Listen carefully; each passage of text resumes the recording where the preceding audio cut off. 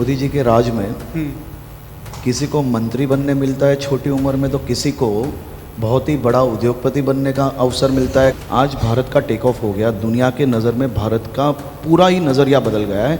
दुनिया के लोग मानने लगे हैं कि भारत आने वाला विश्व गुरु है। कि सरकारी ज़मीन पे जो लोगों की हक की ज़मीन है, जो लोगों की व्यवस्थाओं की ज़मीन है, उस पर अतिक्रमण करने वाले एक भी व्यक्तियों को हम नहीं छोड़ते और हमने उस पर कदम उठाए हैं। गुजरात की पुलिस भारत पाकिस्तान की बॉर्डर पे समंदर के तेज लहरों के बीच 2-2, 3 दिन नावों में बैठ के जब पाकिस्तानी भारत में घुसने की कोशिश करते हैं, गोलियों का सामना करके ये ड्रग्स पकड़ने का काम करते हैं, तो ये गुजरात मॉडल है भाई साहब। गुजरात मॉडल जिसकी 10-12 साल पहले दिल्ली में पहली बार चर्चा होने लगी, उसका जो केवल उद्यमिता के लिए, इवन मैरीटाइम के लिए जाना जाता था, वो पॉलिटिकली और इवन एकेडमिक एंड इंटेलेक्चुअली किस तरीके से उसका आउटपुट है, तो मैं मानता हूं कि हर्ष जी उसका एक उदाहरण है कि एक युवा गुजरात से निकलता है तो वो नेतृत्व भी कैसा देता है और कारोबारी भी कैसा बनता है। तो हर्ष जी, आप गुजरात के ऐसे युवाओं में से एक है जिन्होंने शायद होश संभाला तो गुजरात मॉडल बनना शुरू हो गया था। सबसे पहले तो मैं गुजरात की धरती पे पांचजन्य साबरमती संवाद में पधारे हुए श्री सुनील अंबेकर जी, हितेश जी, प्रफुल्ल जी, शहजाद भाई, कपिल भाई, मालिनी जी एवं पधारे हुए सभी गणमान्य अतिथियों का गुजरात की धरती पे स्वागत करता हूँ। साबरमती संवाद पिछले साल भी अहमदाबाद में आयोजित हुआ था, ये साल गांधीनगर में EDII में ये आयोजित हुआ है। साबरमती संवाद के माध्यम से मेरे राज्य के ये इंस्टीट्यूट और बाहर से पधारे हुए सभी युवाओं को, ख़ास तौर पे गुजरात मॉडल, देश का मॉडल और एंटरप्रेन्योरशिप एवं डेवलपमेंट के विषय पे बेहतर जानकारी मिले, इसके लिए आज पूरे दिन में यहाँ पे देश के गणमान्य कई स्पीकर्स आने वाले हैं और ये आयोजन के लिए मैं पांचजन्य ग्रुप का सबसे पहले गुजरात के सभी नागरिकों की ओर से आपका आभार मानता हूँ। तो मैं ये मान रहा हूँ कि मैं नहीं, लेकिन गुजरात में और भारत में जन्म लेने वाले हर एक युवा बहुत ही भाग्यशाली है। नहीं, लेकिन वो भाग्यशाली उसमें से बहुत कम होते हैं जिनको इतनी कम आयु में 2 बार एक राज्य के गृह राज्य मंत्री होने का भी सौभाग्य प्राप्त होता है, एक दायित्व भी मिलता है। इसको कैसे देखते हैं आप? देखिए, मोदी जी के राज में किसी को मंत्री बनने मिलता है छोटी उम्र में, तो किसी को बहुत ही बड़ा उद्योगपति बनने का अवसर मिलता है। कोई बहुत ही अच्छा किसान बन सकता है, कोई किसी भी समुदाय से आए, कोई देश का सबसे अच्छा डॉक्टर बन सकता है, कोई युवा नेतृत्व कर सकता है। आप हर फील्ड में देखिए, और अच्छा खिलाड़ी भी बन सकता है। अच्छा खिलाड़ी भी बन सकता है, क्योंकि कहीं ना कहीं ट्रांसपेरेंसी आई है, युवाओं को अवसर देने का एक कहीं ना कहीं ये पूरा माहौल बना है देश में। और ख़ास तौर पे भारतीय जनता पार्टी में एक चीज़ बहुत ही क्लियर है कि आपको पूर्व प्रधानमंत्री या तो राजघराना या तो फिर नेताओं के ही बेटे होना ज़रूरी नहीं है। यहाँ पे सभी कार्यकर्ताओं को इसी प्रकार से मौका दिया जाता है, उनमें से एक कार्यकर्ता मैं भी हूँ। देखिए, जो राजनेता होते हैं वो आर्टिकुलेशन में आप उनसे प्रफुल्ल जी आगे नहीं जा सकते। आप जो पूछ रहे हैं, मगर मैं कहना चाहूँगा कि एक तरफ इंग्लिश है, एक तरफ हिंदी है और एक कहावत भी है कि 2 पाटन के बीच में, तो आज हमने आपको बीच की सीट दी है। मैं बहुत ही संभल के बैठा हूँ। आपने कहा कि देश में ऐसा माहौल है और कुछ लोग अलग भंगिमा के साथ यही बात कहते हैं कि देश में ऐसा माहौल है। मैं उस माहौल की बात करता हूँ। देखिए, और आपने चश्मे पहने हैं, आप चश्मे से कौन से नज़रिए से इसको देखते हो, वो अपना अपना नज़रिया होता है। आप सोचिए, हमारे देश के करोड़ों लोगों ने आज़ादी के समय से एक सपना देखा था कि भारत विश्व गुरु बनेगा। कई सालों से इसके पीछे मेहनत हो रही है। आप देखिए, पिछले 10 साल में भारतीय जनता पार्टी के नेतृत्व में जिस प्रकार से भारत के सभी नागरिकों ने टीम इंडिया के तौर पे काम किया, आज भारत का टेक ऑफ हो गया। दुनिया के नज़र में भारत का पूरा ही नज़रिया बदल गया है। दुनिया के लोग मानने लगे हैं कि भारत आने वाला विश्व गुरु है। कुछ लोग ये देश में रहने वाले नहीं मान सकते, तो मैं ये मान रहा हूँ कि उनको दवाई की ज़रूरत है, देशवासियों को नहीं। ऐसा है कि आपने कहा कि कुछ लोगों को दवाई की ज़रूरत है। कहावत है कि दवा दारू से ही व्यक्ति सही होता है, मगर दूसरी चीज़ गुजरात में बंद है। नहीं, मैं ये नहीं मान रहा हूँ। उसके साथ एक बात मैं कहता हूँ कि अब मेरा प्रश्न पूरा हो गया। आप पूज्य बापू की धरती पे बैठे हो, साबरमती संवाद है। मैं इसलिए कह रहा हूं कि जिन लोगों को वो दवा की जरूरत है, उनके लिए मेरा दूसरा प्रश्न है कि देश के प्रधानमंत्री जी ने अभी, हम इस समय पर हैं और आज दुनिया एक बड़ी यंत्रणा से गुजर रही है। भारत ने संकल्प लिया है, प्रधानमंत्री ने उसकी घोषणा की है कि हम इजराइल के साथ हैं, मगर एक राजनीतिक दल है और वामपंथी हैं जिन्होंने इसका विरोध किया है। इस माहौल और इस विरोध को आप कैसे देखते हैं? मैं ये मान रहा हूँ कि मेरा और आपका ये मामले में किसी भी प्रकार के स्टेटमेंट की ज़रूरत नहीं है, क्योंकि हर एक देशवासी समझ रहा है कि किसको कहाँ रहना चाहिए, और ये देश के सभी लोग बहुत ही होशियार है। और मैं ये इंटरनेशनल मामलों में मैं ये चाह रहा हूँ कि इस बाबत में कोई भी टिप्पणी ये मेरे लेवल से ठीक नहीं है। हर्ष जी, सोमनाथ और द्वारका आपके मन के भी ज़रूर बहुत करीब के विषय रहे हैं, और वहाँ पे होने वाले बदलाव इनको भी हम करीब से देख रहे हैं। तो अतिक्रमण द्वारका में भी हुआ, उसको गिराने का एक प्रयास हुआ, फिर द्वारका के साथ साथ सोमनाथ के आसपास जो तीर्थ स्थल है उसके भी विकास का, वहाँ पे जनसंख्या बदलाव की एक बड़ी समस्या है। गृह राज्य मंत्री के नाते आप उस सारी समस्या को कैसे देखते, कहाँ तक आया है ये मामला? गुजराती में एक बहुत ही फेमस भजन है कि द्वारकानो नाथ मारो राजा रणछोड़ छे, तेने मने माया लगाड़ी है। भगवान श्री कृष्ण ये देश के अधिकतम लोगों की सबसे बड़ा आस्था का केंद्र द्वारका है, और भगवान द्वारका की नगरी में जो करोड़ों लोग भगवान द्वारकाधीश के दर्शन के लिए आते हैं, उनकी व्यवस्थाओं के लिए सरकार ने जो जगह इन फ्यूचर कहीं पे भोजनशाला, कहीं पे धर्मशाला, कहीं पे म्यूज़ियम, ये सभी व्यवस्थाएं जो लोग, जो दर्शनार्थी द्वारकाधीश आने वाले हैं, वो जगहों पे कई लोगों ने कई समय से अवैध अतिक्रमण जब किया, तो मैं ये मान रहा हूँ कि सरकारी ज़मीन पे जो लोगों की हक की ज़मीन है, जो लोगों की व्यवस्थाओं की ज़मीन है, उस पे अतिक्रमण करने वाले एक भी व्यक्तियों को हम नहीं छोड़ते, और हमने उस पे कदम उठाए हैं। हमने भगवान द्वारकाधीश की नगरी में जो भी अतिक्रमण था, आसपास के क्षेत्र में जो भी अतिक्रमण था, उसको हटाया है।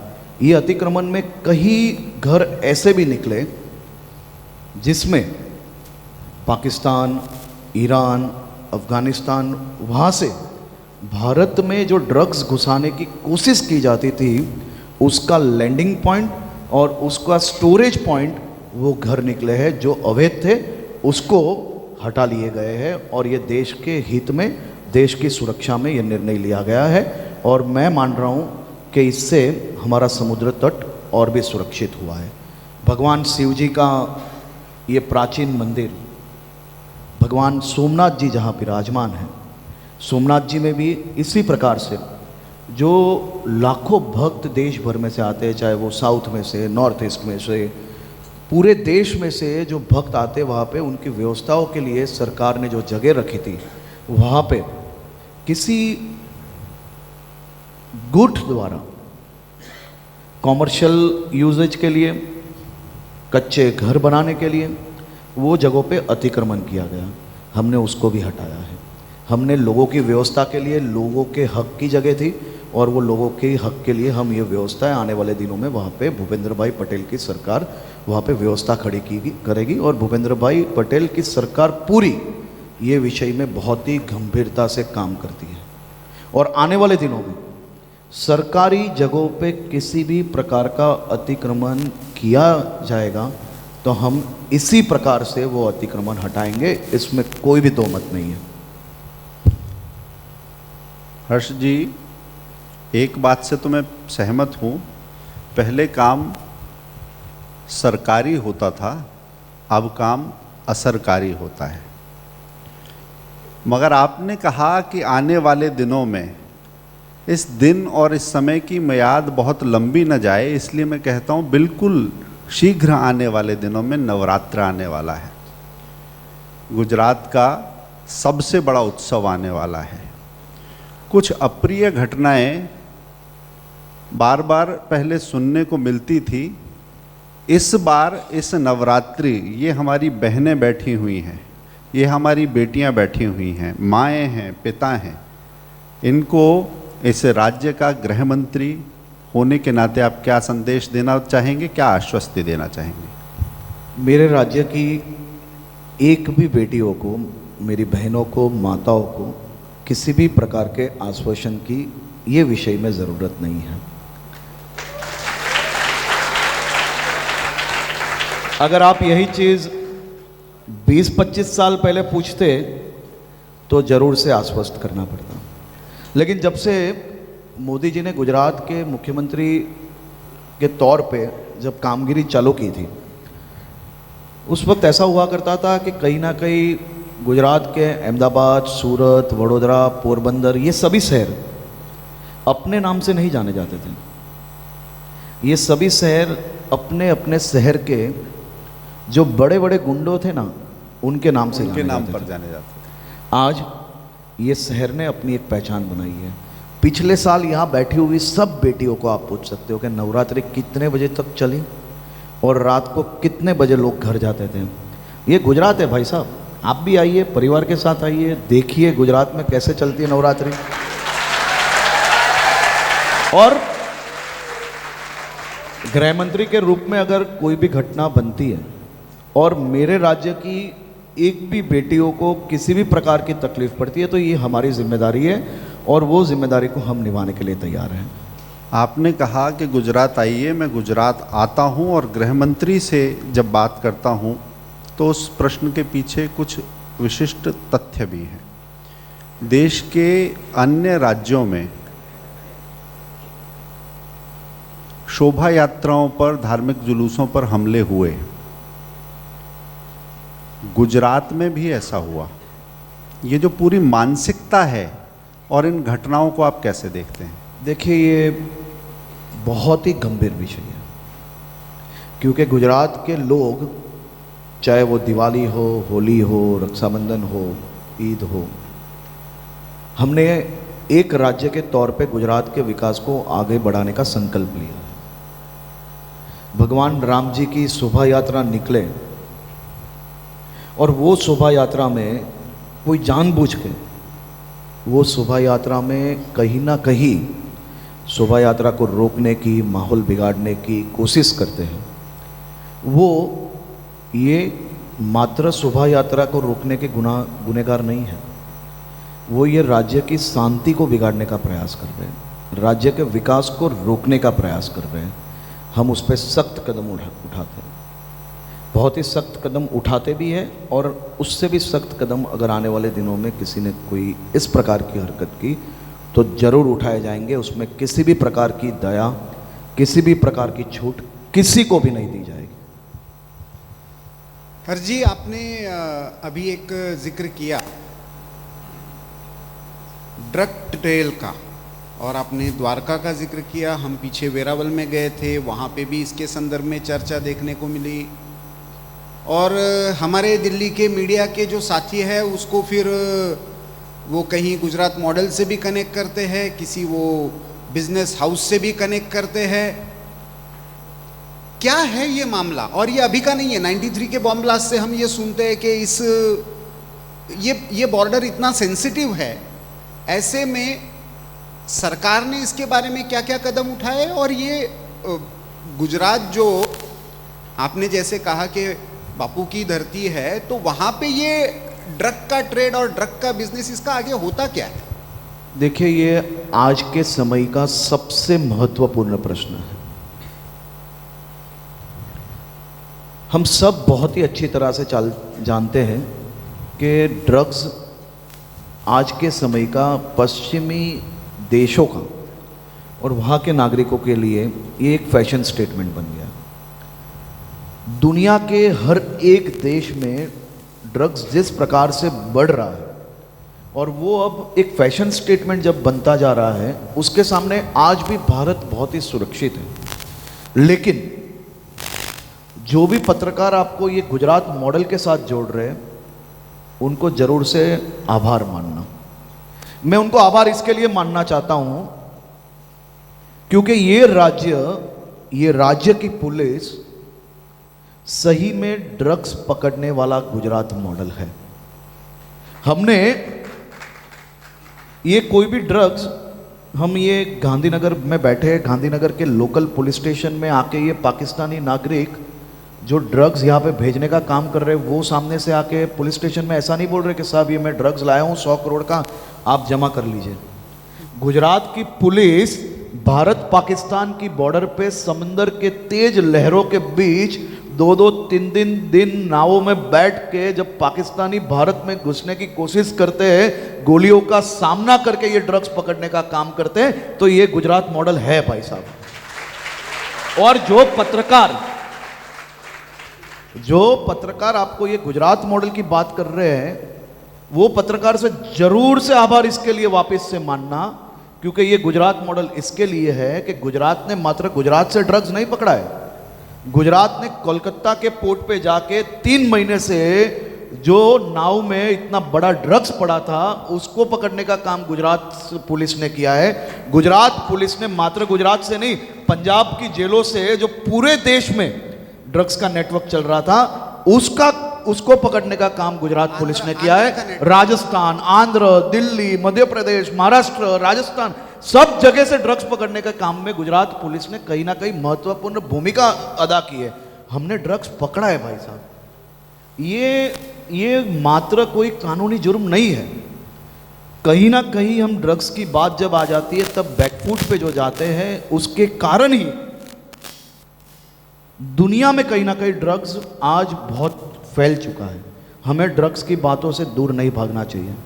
ये कानूनी जुर्म नहीं है, ये बहुत ही बड़ा सामाजिक दूषण है जो मात्र और मात्र सरकार उसके सामने नहीं लड़ सकती, या बैठे हुए प्रत्येक व्यक्तियों को उसके साथ लड़ना पड़ेगा। आपके घर में, आपके परिवार में, आपके समाज में, आपकी विचारधारा में कहीं भी ड्रग्स घुस सकता है अगर हम इसको एक साथ मिलकर इसके सामने नहीं लड़ाई लड़ेंगे। हमने अभी किस प्रकार से ये एक एक केसेस पकड़े। आपने लास्ट केस अगर अहमदाबाद का देखा होगा तो कनाडा, थाईलैंड, यूएस से जो किताबें भारत में भेजी गई, वो किताबों के पन्नों पे कोकीन लगा हुआ है। वो किताबों को जब पानी में रखते हैं तो कोकीन अलग होती है। भाई साहब, ड्रग्स पकड़ने में ड्रग्स मात्र एक पुड़िया में और ऐसे नहीं आता। यहाँ पे ड्रग्स भेजने के लिए बहुत ही बड़े कार्टेल सभी प्रकार की कहीं ना कहीं प्रयास करते हैं। उसको रोकने में गुजरात पुलिस बहुत ही सफल हुई है। मैं आज भी ये नहीं कह रहा हूँ कि मेरे राज्य के एक भी युवा ड्रग्स नहीं ले रहे होंगे, मेरे राज्य में कहीं पे भी ड्रग्स नहीं बिक रहा होगा, ऐसा मैं नहीं कह रहा हूँ। लेकिन हमें इस प्रकार के राजकीय स्टेटमेंटों से बाहर निकलना पड़ेगा। मैंने कई बार मेरे विपक्ष के लोगों से ये प्रार्थना भी की है, उनको बोला भी है कि राज्य के सभी नागरिकों ने हम सबको इक्वल जिम्मेदारी दी है। हमारी जिम्मेदारी ये है कि राज्य के प्रत्येक व्यक्ति को इस प्रकार के दूषण से बाहर निकालना है और हम लड़ाई साथ में लड़ेंगे। हमने ये ड्रग्स मात्र गुजरात के युवाओं को लेते हुए नहीं बचाया है, ये करोड़ों रुपए के ड्रग्स अनेक राज्यों में जाते हुए बचाया है, अनेक राज्यों से गुजरात में आते हुए बचाया है। मुझे ये लग रहा है कि गुजरात पुलिस ने इसमें बहुत ही अच्छा काम किया है और ये गुजरात मॉडल की चर्चा जरूर से होनी चाहिए। जिनकी जैसी समझ, जिनको लग रहा है कि ड्रग्स आने लेना चाहिए, पकड़ना नहीं चाहिए, चर्चा नहीं करनी है, उसके लिए गुजरात मॉडल अलग होगा। जिनको लग रहा है कि देश के एक भी युवा ड्रग्स में नहीं जाने चाहिए, नहीं फंसने चाहिए, उनके लिए गुजरात मॉडल अलग होगा। अफगानिस्तान में तालिबान आने के बाद ये एक पैटर्न बदलता हुआ ध्यान में आ रहा है। क्या गुजरात सरकार ने उसके बाद कोई विशेष प्रयास किए हैं इस सारे नेटवर्क को ट्रैक करने के लिए? देखिए, ये बहुत ही महत्वपूर्ण प्रश्न है। कहीं ना कहीं अफगानिस्तान में जिस प्रकार की राजकीय परिस्थिति आई, उसके बाद अफगानिस्तान गवर्नमेंट पहले कहीं ना कहीं ड्रग्स के मामलों में स्ट्रिक्ट थी। जैसे ही वहाँ पे जिस प्रकार का माहौल बना, उसके बाद ड्रग्स वहाँ से भेजने के कारोबारों में कहीं ना कहीं तेज़ी आई है। लेकिन हमारा नेटवर्क और हम वो पूरे विषय पे बहुत ही विजिलेंट है और उस पर हम लोग कामगिरी कर रहे हैं। और मैं आपको विश्वास दिला रहा हूँ कि चाहे विपक्ष कुछ भी बोले, चाहे मीडिया कुछ भी बोले, हम ड्रग्स के सामने की लड़ाई बंद नहीं करने वाले हैं। भले उनको जो लगना है लगे, हम ड्रग्स के सामने इससे भी गंभीरतापूर्वक लड़ाई लड़ेंगे और मेरे राज्य के युवाओं को, मेरे देश के युवाओं को बर्बाद होने से रोकेंगे। हर्ष जी, आपने ये जो लड़ाई बताई, इसका जो फैलाव बताया, आप कभी दीदी के राज्य में चले जाते हैं, कभी एक पंजाब की बात की, वहाँ पर सरकार आई थी, उससे पहले एक फिल्म आई थी उड़ता पंजाब, आप उस पंजाब में चले जाते हैं। उड़ता पंजाब के बाद वहाँ पर ड्रग की समस्या चुनाव से पहले तो बोली गई, मगर चुनाव के बाद वहाँ मौन दिखाई देता है। जब आप इतनी भागदौड़ करते हैं, दीदी के राज में भी जाके आपकी पुलिस दादागिरी करती है, तो आपको सहयोग कितना मिलता है, सहज कितने हैं, और क्या दीदी ने या अरविंद केजरीवाल जी ने या भगवंत मान जी ने आपको थैंक यू नहीं बोला? देखिए, वो लोग बहुत ही सिलेक्टिव थैंक यू बोलते हैं। अब ड्रग्स पकड़ने के लिए दादागिरी करनी पड़े तो कर भी लेंगे, क्या फर्क पड़ रहा है।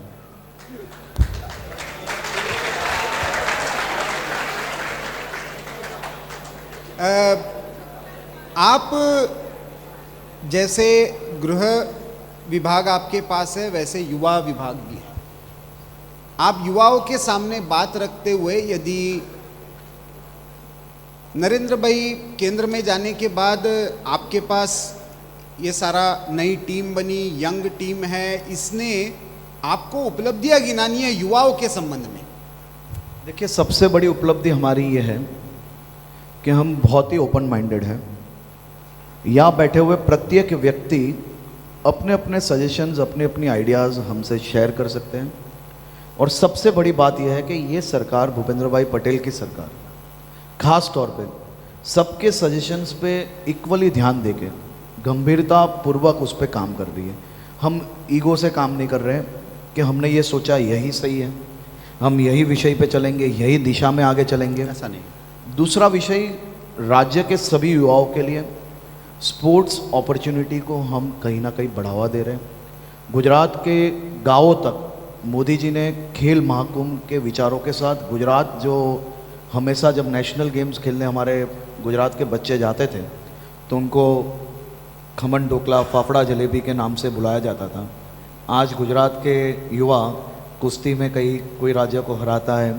आज गुजरात के युवा आज इंटरनेशनल और ओलंपिक पैरालंपिक लेवल पे अच्छा प्रदर्शन कर रहे हैं। तो हम स्पोर्ट्स को कहीं ना कहीं बहुत ही प्रोत्साहन दे रहे हैं। साथ ही में युवाओं के स्टार्टअप इंडिया, हम लोग यही इंस्टीट्यूट के साथ कई प्रोग्राम्स हमारे होते हैं। युवाओं के लिए मेक इन इंडिया कंसेप्ट को किस प्रकार से आगे बढ़ाया जाए, ये सभी विषयों पे खास तौर पे गुजरात काम कर रही है।